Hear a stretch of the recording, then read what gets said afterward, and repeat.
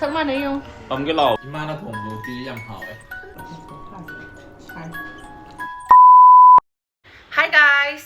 Mẹ ngasi dia ko mana uti thong ya do uti thong do ina mukbang to cái tao ni inging baga sai pham de nungai ya do phun da cancel le do ga ai keno uti do cha cái tao ne ko ado mate mate dum ula ka uti gi vlog ka hap to bu kui de ko aduna vlog mate mate dum hapa ke tu sida nung sai ba ku nungai ma hojikan Hyderabad da ju inge ngarang nung ni muk saram me do ga ngasi ngahan nung ni muk saram ba fen ga thar me ba nung dang da ju ko do ga ngasi nung ni je mu inge ngarang nungdang do adudagi ing bahur eba ko aduduna jersey ga litle jersey di yamna thaba lit pa jungam de da sai aduduga kitang khudang chonbi ma kai ma lit pa da dum chap chap do adudu oi ba ko nune ai ngasi di mai je tang kha ngan na thazal le ai di ngan gai sina foundation do na ne ko ingondagi set to ai ga chana bane le ga ingondagi kitang mamjan bo ram bado ado full coverage ti to roga aina di am pam sa bo ko amam bado ado video da yamna mammen hare adu nai foundation kharang ngobam thajan gare ngasi di wow brengo wow de haro comment ta uti thong bai mate mulake loy blur mane koi man adu ju ulake loy bi yong ju ko ma'am uti no skai no de ari kya ngani kai ba have no Amal usoi. Saman do the cow. Na kay daw gani. Kangho ma. Kamen kangho ma. Tuka sin. Ay char ke video na mga pa-forward to horror ke. Khoi sai na di hao re na hai uti se. Hao bra sang vậy. Ima nó thùng đồ tí yam hỏi. Ai na thùng mà ai sai na khoi mà thùng với video nằm mày. Anh này cái thùng nó xài này cái khăn dây được. Ngồi phần. Em hao ý. Năng thùng bị này hai cái thùng bên đây cái thằng bông mèm rồi. Cái rồi. Ado ma'am hojik se indam da yor abane na moisturizer je asuki matik yamna darkar oi natra ne ko mi kuding makine ko ado khoida chana badi mu mathong mrong khang da hai tare ne chana da ba khang da ma'am do ado do Derma Co na magi range ma puthu e ko moisturizer ado do ulake da ubane bu ngasi de sigi moisturizer ahum sine ado karam bana da chana bano habu do ai mathang dum haijera age sigi moisturizer range ahum power of two actives ne niacinamide amadi ceramide ki akhoi skin type mana da bai matung ina magi texture se amata mana te ado mathang dum ujarake ado ai skin type se oily to acne prone skin oye bu ko adu na ai de se oina season bu ko ai mamang do season nagre to season ai yaw da bane basi loire bu ko yawdre bu ko ado se se nong na mu lei bane ado ma'am gi skin type to gi matung ina do ma'am su lebi bayani ko aina season ai se daily mattifying moisturizer ne oily and acne prone skin gi ne bu ko yamna lightweight oi aduga oil free gel gi type ta tawe bu ko aduga se hydration amsung sebum control yam phajana tawe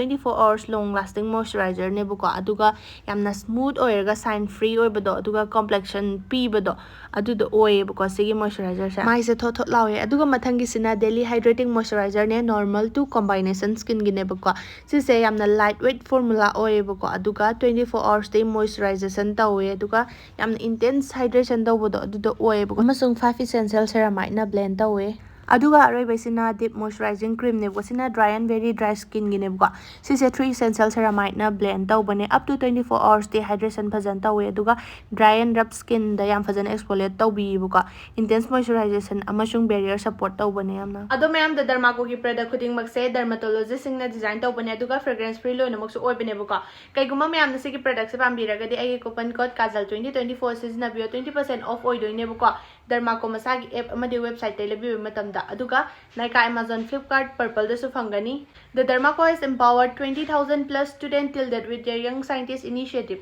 Every time you buy from them they will link your order to a child that they help educate along with Bhumi.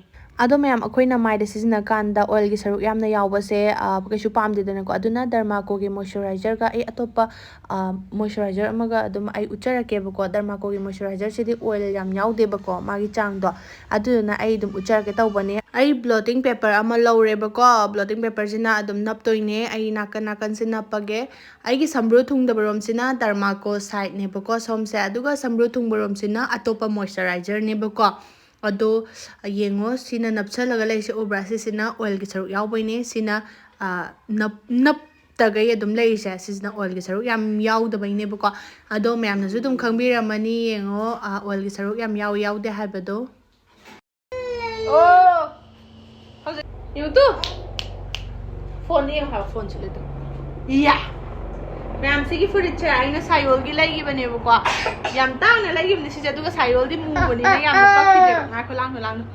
ꯑꯗꯨꯗꯨꯒ ꯍꯦꯕꯟꯗꯗꯤ ꯈꯔ ꯄꯛ ꯂꯩꯔꯝꯃꯦ ꯍꯣꯏ ꯁꯥꯏꯌꯣꯜꯗꯗꯤ ꯆꯥꯟꯅꯈꯤꯗꯦꯕ ꯍꯥꯏꯗꯤ ꯃꯥꯗꯤ colour ꯄꯥꯟꯕ ꯂꯤꯠꯄꯁꯦ ꯐꯖꯗꯦꯕ T ꯁꯔꯠꯀꯨꯝꯕ ꯑꯣꯚꯔꯁꯥꯏꯖꯀꯤ type ꯇꯧꯕꯗꯣ ꯑꯗꯨꯅ ꯐꯖꯩꯕꯀꯣ ꯁꯥꯏꯌꯣꯜꯁꯦ ꯄꯛꯆꯕꯗꯣ ꯑꯗꯣ ꯍꯦꯕꯟꯗꯗ ꯁꯨꯃꯥꯏꯅ ꯀꯣꯂꯔ ꯄꯥꯟꯕꯗꯣ ꯐꯖꯩ ꯐꯖꯕ꯭ꯔꯥ ꯄꯥꯈꯪ ꯃꯆꯥ ꯃꯥꯟꯗ꯭ꯔꯦ ꯌꯦꯡꯉꯣ ꯇꯧꯔꯤꯁꯦ ꯑꯔꯤꯕ ꯃꯁꯛ ꯃꯥꯜꯂꯦꯕ ꯑꯗꯨꯅ ꯑꯩꯒꯤ ꯃꯥꯏ ꯄꯥꯛꯄꯗꯨꯅꯤ ꯃꯥꯅ ꯂꯧꯔꯤꯁꯦ ꯅꯠꯇ꯭ꯔꯥ ꯀꯅꯥ ꯃꯥꯜꯂꯤ ꯌꯦꯡꯁꯦ ꯑꯝꯇ ꯍꯧꯒꯠꯂꯣ ꯄ꯭ꯂꯤꯖ ꯍꯦꯕꯟꯁꯦ ꯀꯅꯥ ꯃꯥꯜꯂꯤ ꯑꯝꯇ ꯌꯦꯡꯁꯤ ꯂꯥꯛꯑꯣ ꯃꯤꯅꯁꯨ ꯅꯪ ꯃꯥꯜꯂꯦ ꯄ꯭ꯂꯤꯖ ꯃꯇꯦꯛ ꯑꯃꯇꯪ ꯂꯥꯛꯑꯣ ꯃꯥ ꯁꯤꯒꯁꯨ ꯌꯦꯡꯉꯣ ꯁꯥꯏꯒ ꯒꯣꯔꯣ ꯀꯣꯏ ꯊꯥꯗ ꯂꯩꯔꯝꯃꯦ ꯃꯥ ꯄꯀꯣ ꯏꯁꯩꯅꯤ ꯑꯣ two ꯂꯥꯁꯦ Pamke lo.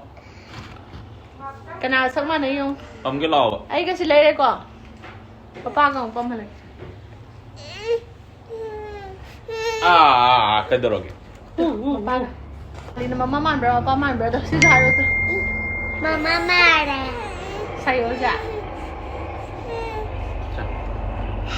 Sayo.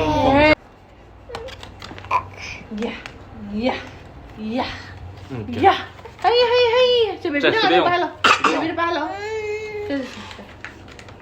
Deyong. Si Deyong o sayo. Hawaiijar metlani pafor leire. Tu sida chak leire. Sida uti aduga kangoga. Adu miyam uti mahau yang age. Sida leire ko. Uti kamen kango kamen ga aluga. Kanghou ni. Duga uti dum haidar ya. Uti dum haidar ge. Pafor ji sai thamak. Chak ta hapadi pe than mo me ko haidar la. Nan haidar age. Yare. Uti angoba ni ko miyam. More me pasi leire. More pa ja hapa age. Ai sida machim hapa ge. Nangi kharam hapa age. Ko. Kadraw sai. More te pa ja kadraw sai ni ba. Adi chari ma'am. Uribo. Ai setting sem ba haitre. Khoi mai bani chabani. Charge. Mahau yang bai wani de ko. Vlog ni direct mukbang na te na. Dede. Da leire charge.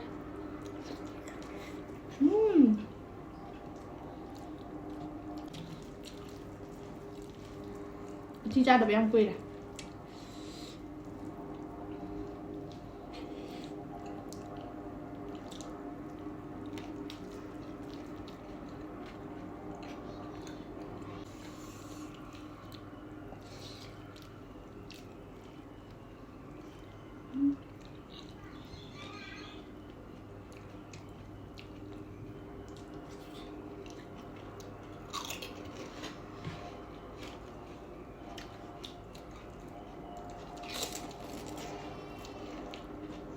Con mà video áo được quỳ rồi bạn có video áo có thằng rồi mà ngang rồi cái thằng này ngang cái trái sinh hoa lên thùng này bạn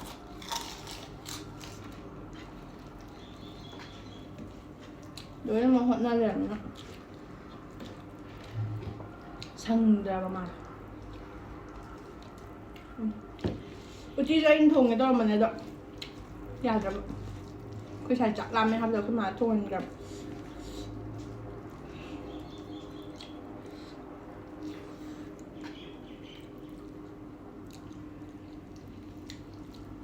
xôi hạt có cái gì để tạo hậu đó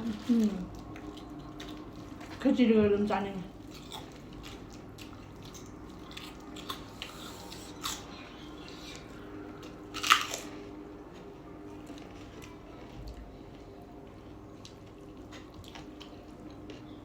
강호야. 찌지 신주는 거 짠이잖아. 청구만 신주다. ngay lên kìa. 신주 마야 랬자.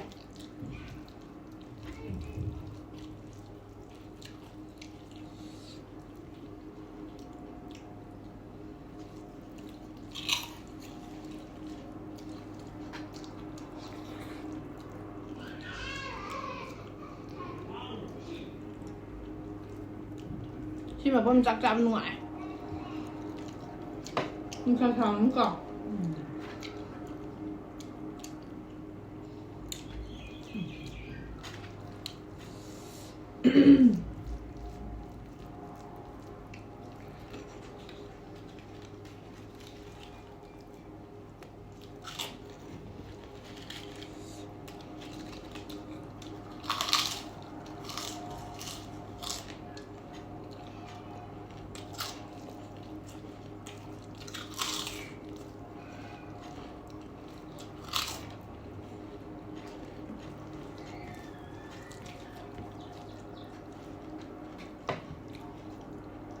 Mua rồi thì phải khai.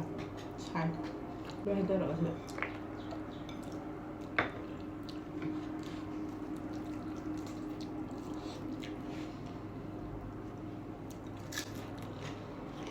Ma'am, uti tap tayo sa salam. Ing manalur. Ing dram na. Kung inga mga tatumuhi, uti tap tayo sa salaminas nung ay na horen mo. Ikaw gathok tagay tumor daw heaven sa lungre jo.